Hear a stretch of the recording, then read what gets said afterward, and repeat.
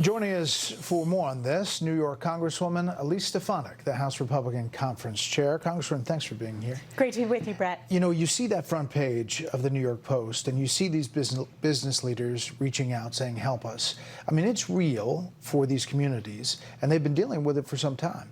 Well, let's take a step back, Bret. This is a crisis of the Democrats' making. We've seen a historic surge at not only our southern border, but at our northern border as well. Over 5.8 illegal crossings since Joe Biden took office. And New York, including the governor, Governor Hochul, and Mayor Eric Adams, welcomed illegal migrants into New York State and into New York City. And now they're reaping the crises that has been created and the havoc this is causing. Not only do we not have the resources to pay for this, but 82% of New Yorkers say this is a serious issue in New York State. My colleague on Staten, Nicole Malliotakis, you just saw the footage, Bret. This is very serious. They're being housed in our schools. Our health care facilities are getting overrun. We need to secure the border. House Republicans have done that, passing the strongest secure the border package in our nation's history, and yet Chuck Schumer and Joe Biden failed to act. You mentioned that 82%. That comes from Siena College poll. 82% of New Yorkers call recent influx of migrants a serious problem. 51% disapprove of Governor Hochul's job addressing the influx. You know, we talk about immigration, and oftentimes it's used as a cudgel by both parties as a political issue. Republicans have done it many times.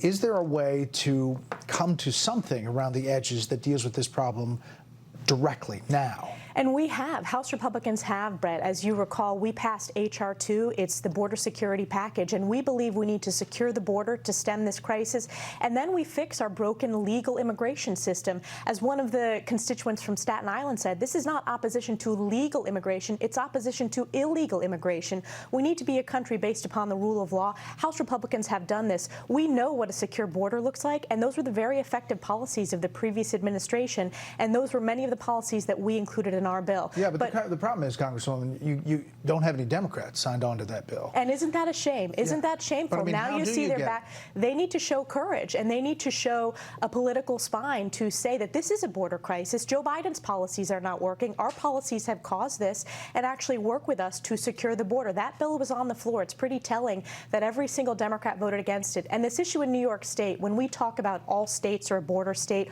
all communities are a border community, the vast majority of these illegal immigrants are coming across our southern border, and yet we're talking about New York City. They're trying to transfer these to upstate New York. It has been a disaster, and Republicans who stood strong against that were smeared by Democrats. Now you see Democrats backpedaling. For those governors who moved migrants from the border and transferred them to different cities, including New York, at the time it was criticized as being a political stunt. Now they are feeling the effects and actually turning the tide here.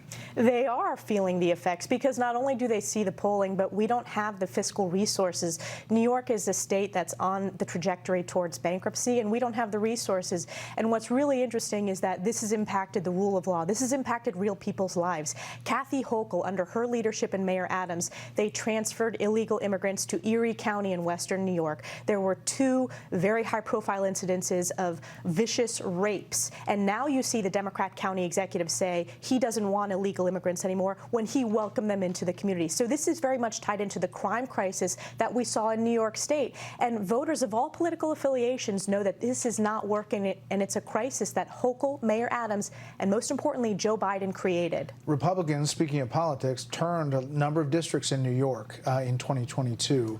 If you look at the map, it's pretty red. Is the hope that it's going to stay that way in this current cycle because potentially of this issue? We're going to run and we're going to win. And you see that it's not just Republican supporters who are earning votes. It's independents and Democrats who have seen the failure of single-party Democrat rule. Yes, we flipped those 5 districts in New York State. We are in a strong position to hold them and flip more districts because New York State has failed and Joe Biden has failed. And this ties into the crime crisis, as I talked about. You saw the polling. 82% of New Yorkers don't approve of, or they believe it's a serious issue, and over 50% disapprove of how New York State has handled that. So they're going to make their voices heard at the ballot box. Congresswoman Stefanik, we appreciate your time. Thank you, Bret. Dana.